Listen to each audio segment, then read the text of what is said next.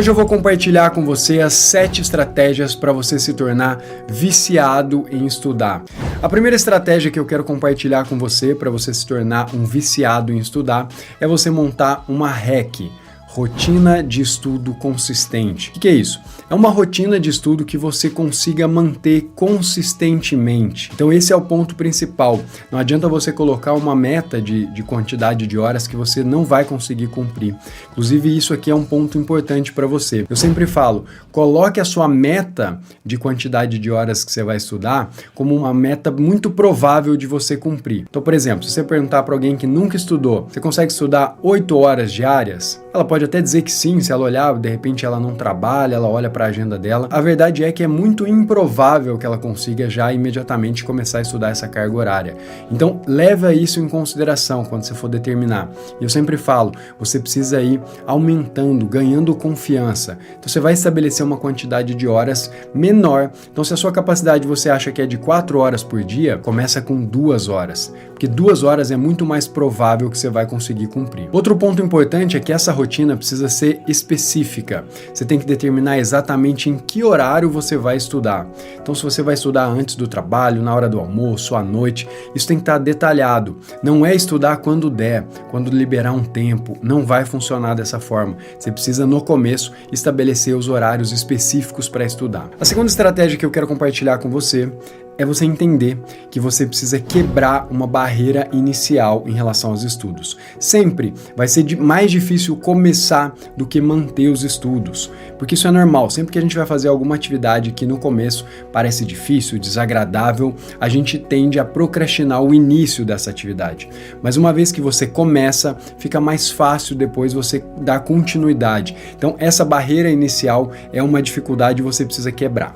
Muitas vezes eu vou indicar para você fazer o mínimo que você consegue, como eu sempre gosto de chamar, o mínimo que faz a diferença para quebrar a barreira inicial, para entrar em movimento. Então muitas vezes você vai estudar lá, você tem uma meta de estudar 20 páginas, fala, eu vou ler a primeira página, e você vai ver que depois você consegue ler a segunda, a terceira. Então pega a pequena parte da tarefa e já começa logo. Você vai ver que independente de ser desagradável, difícil no começo, é mais difícil pensar na atividade antes de começar do que de fato na hora que você começar, você vê que não é nenhum bicho de 7 cabeças. A terceira estratégia que eu quero compartilhar com você é você maximizar o seu ambiente de estudo. E quando eu falo maximizar o seu ambiente de estudo, tem só 2 fatores que você precisa se preocupar. O primeiro deles, eliminar as distrações. Local de estudo é um local que você precisa cuidar muito da parte visual, da parte auditiva e também da dependência psicológica. O que é isso? Você tem que tirar aparelhos eletrônicos que de repente estão emitindo notificações, algum tipo de ruído ou notificação visual. Esse ambiente precisa estar minimamente organizado, então não dá para estudar em local que está muito bagunçado, isso vai comprometer até mesmo a continuidade dos seus estudos. E também o principal vilão, o celular, a dependência psicológica. Às vezes a gente pega o celular e não percebe que pegou. É uma dependência que a gente tem já automática desse tipo de dispositivo. Então você precisa criar um bloqueio para que essas atividades não tirem você da sua sessão de estudo. O segundo fator em relação a maximizar o seu ambiente de estudo é o fator da ergonomia.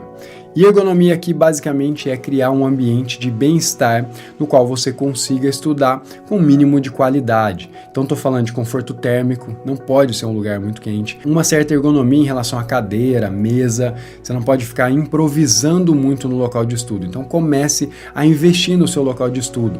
Claro, eu sempre falo, às vezes você não tem o cenário ideal agora, mas começa a setar a intenção para ir melhorando esse local de estudo, para tornar ele cada vez mais agradável, porque você vai ter que passar muitas horas ali e que seja um local agradável. A quarta estratégia são as pausas regenerativas. E eu preciso que você tenha em mente que intervalos são necessários. Aliás, eu costumo falar que o momento de fazer um intervalo é antes de precisar. Quando você chega a esgotar a sua capacidade e está no seu limite, fica muito comprometida a sua próxima sessão de estudo. Então, esses intervalos vão prolongar a sua vida útil estudando, né? Você vai conseguir passar mais tempo estudando quando faz os intervalos. E aqui tem 2 pontos que eu quero chamar a atenção. A duração do intervalo normalmente é de 1/5 da sua sessão de estudo. Então, por exemplo, se a sua sessão de estudo é de 1 hora, você tem um intervalo ali por volta de 12 minutos. Então, você sempre vai fazer um intervalo de 1/5 da sua duração da sua sessão de estudo. Outro ponto muito relevante é o tipo de atividade que você faz na pausa. Muita gente faz pausa sem realmente fazer uma pausa. Por quê? Porque continua fazendo o mesmo tipo de estímulo.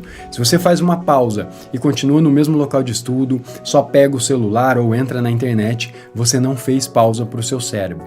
Você precisa fazer o que eu chamo de desfocagem deliberada. O que é isso? É algum tipo de atividade que vai liberar o seu cérebro, vai relaxar ele para realmente recuperar para a sua próxima sessão de estudo. O que eu recomendo? Alguma atividade física, uma caminhada. É importantíssimo, por exemplo, pouca gente sabe disso, olhar para uma paisagem, olhar para um ponto distante. Hoje, como a minha oftalmologista fala, o mundo ficou perto. Então a gente está estudando, está olhando para perto. Para relaxar a questão da sua córnea, toda a sua parte visual, se você olhar para um ponto mais distante nesses intervalos, isso vai te dar um conforto visual e vai prolongar suas horas de estudo.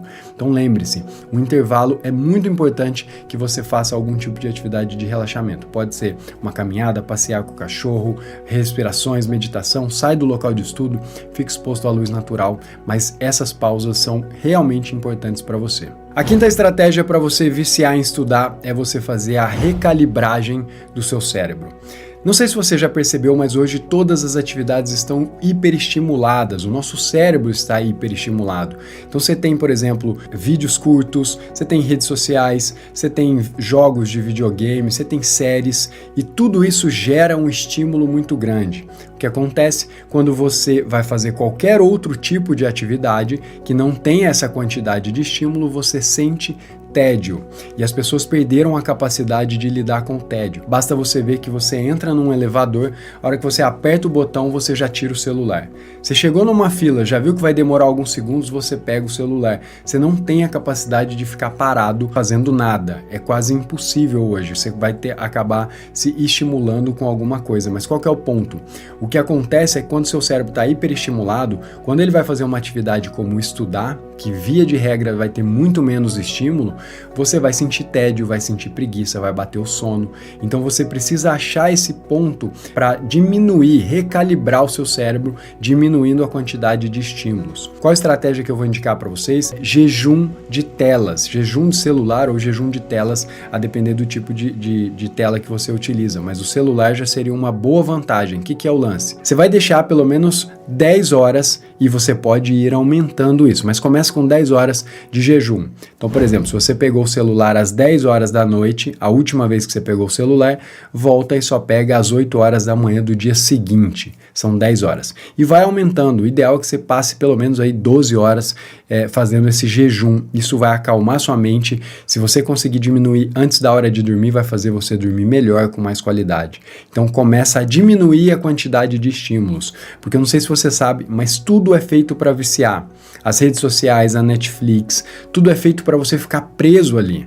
Todas as plataformas de streaming, elas fazem teste com seres humanos e avaliam. Isso aqui é o que mais vicia. E aí eles vão colocando mais dessa atividade. Perceba que hoje você tem, por exemplo, uma série, você assiste uma série para ir para o próximo episódio, você não precisa fazer nada, ela começa imediatamente. Por quê?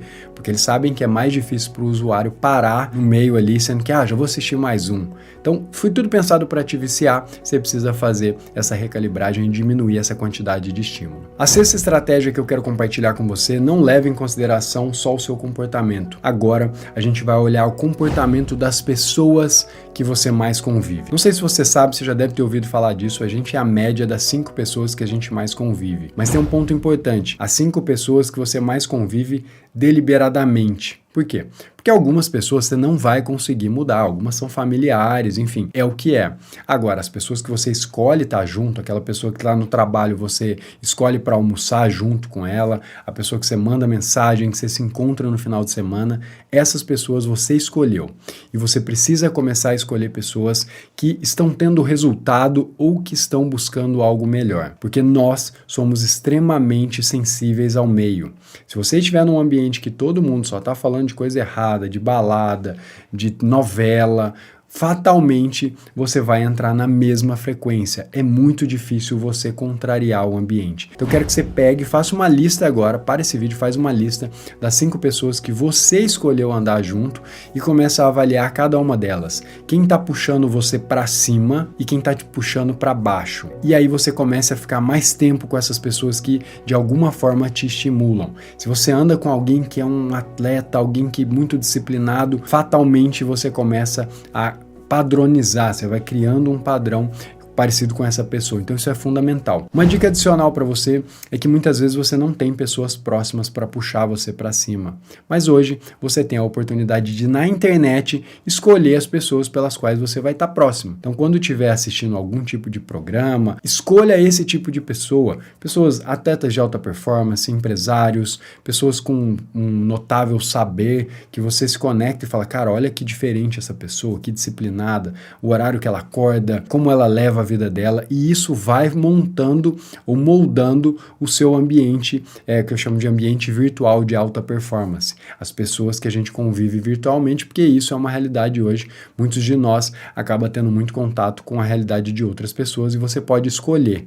Se você escolher as pessoas erradas, o cara lá, o cantor que você quer assistir, que toda vez é show, balada, vai puxar para lá. Não tem como. Você está sendo estimulado a modelar esse tipo de pessoa. Se você puxar para o outro lado, e esse é o seu desafio, você vai conseguir estar próximo de pessoas que realmente estão tendo resultado e que vão estimular você a também ter resultado. A última estratégia que eu quero compartilhar com você, essa é fundamental, é a questão da recompensa.